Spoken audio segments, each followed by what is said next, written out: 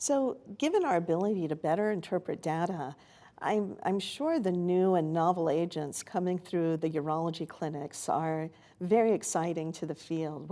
What do you think is going to be the next great advance in the treatment of superficial bladder cancer? Well, I think there's been a couple of promising trials that we've been engaged in, and certainly I think have been reported out on recently. One being the Keynote 057 data, which looked at the use of pembrolizumab in patients who had high-risk non-muscle invasive disease. They recently reported their data at about 15.8 months of follow-up. This was a phase 2 single-armed trial which looked at pembrolizumab at 200 milligrams Q3 weeks for up to 2 years. These patients were surveilled with cystoscopy every 3 months initially, and then ultimately for 2 years, then every 6 months for 2 years. And if they recurred, they kind of went into a survivorship arm of that trial. The primary endpoint of this trial was really to look at CR, in this patient population. Understand this was a heavily pretreated patient population. On median, these patients had had 12 rounds of BCG intravesically. They recently reported their data on the first arm, which was the arm looking at a combination of patients who had CIS plus minus a papillary tumor. About 65% of these patients had CIS alone.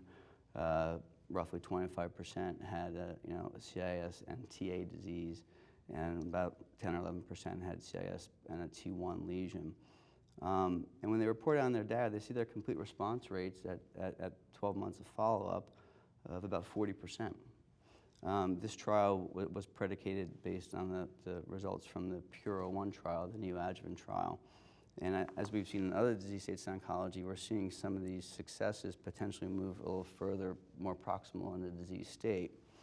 And the toxicity in this trial seemed to be pretty manageable, which is going to be important to us in the clinic. For the most part, these patients are asymptomatic to begin with. I think the grade 3 immune issues in this trial were about 3%, and the overall AEs were somewhere in about the 28% range for grade 3-4 of treatment-related AEs. So the real question becomes is what's the durability of a treatment like this in this patient population? And we've seen recurrence rates, and see about 53% of those patients still having persistent CRs at their recent report. So that holds a lot of promise, in terms of potentially changing the landscape of the management of patients with high-risk superficial disease. So, do you think we're going to see an FDA approval of pembrolizumab based on this data, or do we have to wait for larger studies? I think you're probably going to see an FDA approval of this because when you juxtapose these results to what's currently available for the same patient population, there's a paucity of treatment options short of cystectomy in this patient population. And it appears that based on the preliminary data that we're seeing, that the results are potentially disease-changing and paradigm-changing in terms of how we approach this patient population. So I do think it will become approved, yes. Okay, so we can perhaps anticipate that in our medical oncology clinics. Or do you think the urologists are going to prefer to give pembrolizumab? I think that's an interesting discussion. We know that a handful of us are giving it on trial.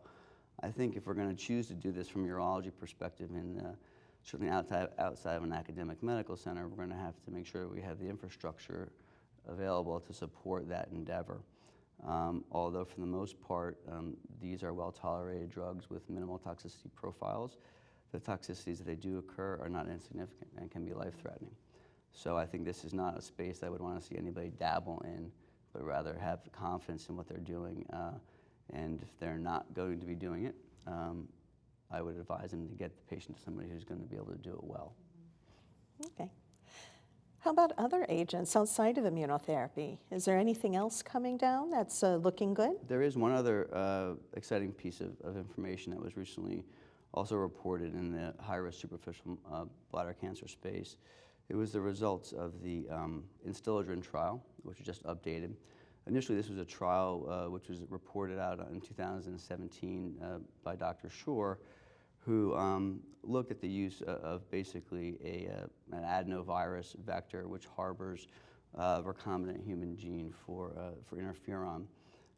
This process or concept was really built out of the bladder cancer spore work that you guys are doing at MD Anderson Cancer Center, and really this was a phase 2 trial, looked at 40 patients. And the updates to that trial were just recently delivered at the SUO section of the AUA in 2019. What we see there is that we have 14 patients who were complete responders on that trial. Of those, 10 were still alive and around to be evaluated at 3 years of follow-up. And 6 of those patients remain NED or CRs out at 36 months of follow-up. Again, that's compelling. That's something that from a urologist perspective, we might be a little bit more comfortable delivering on a consistent basis in the clinic because it's intravesical therapy. The response rates seem to, again, dwarf anything that's currently available in the clinic setting to manage this high-risk patient population. So that's very promising. They have now just completed accrual of a phase 3 trial with the same therapy. Again, looking at primary endpoints of complete response in that patient population. So it sounds like we have several promising options coming through that our urologists are going to be interested in giving, and also our medical oncologists will be perhaps pulled in to help and assist, especially with pembrolizumab. So any of your thoughts? Are you getting referrals yet, Betsy or Tien, for pembrolizumab? So far, we are, as a group, only really advocate giving this as part of a clinical trial. I think, Gordon, some of the points you raised are really critical to re-emphasize. One is this is a curable patient population, so we have to, in my mind, be curing them with this, or at least some of them, if it's going to be relevant and approvable and come into practice. Maybe we are. I agree the data are encouraging, but long-term follow-up is really important, especially for that endpoint. So we'll have to see. And as you know, we can show there are a number of trials for patients looking at immunotherapy. And I think right now our role is to populate those trials so we can learn the best combination, whether it works with BCG, in what setting, how many rounds of BCG do they need before we should switch to it and achieve benefit. And the more we emphasize populating those trials, the better we'll be positioned to use it in the most relevant way. I absolutely agree, Betsy. You know, there's multiple cooperative group trials as well as industry-sponsored trials of atezolizumab, pembrolizumab, and durvalumab in this space. I think it's really important to populate those trials and learn from our patients. And it really highlights the multidisciplinary approach to our bladder cancer patients that we take in clinic. And so at Duke, we work side by side with our urologists, particularly in muscle invasive disease, but now maybe we'll be seeing some of our non-muscle invasive disease patients too going on study. Great. I think this is just a fantastic case regarding the multidisciplinary approach that we use for bladder cancer and how we're using this to make these advances. And I encourage everyone who's listening, please refer your patients for these clinical trials because there's so many promising new agents currently being studied.